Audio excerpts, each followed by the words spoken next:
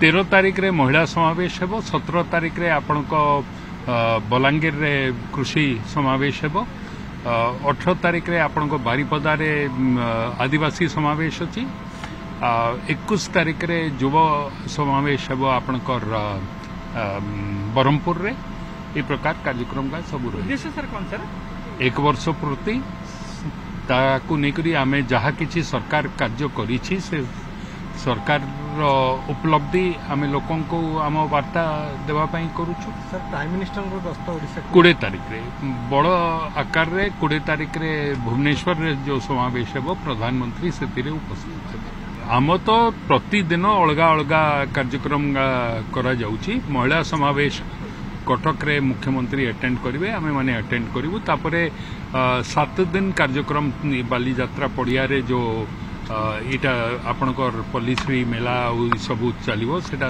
7 दिन पर्यंत चलो।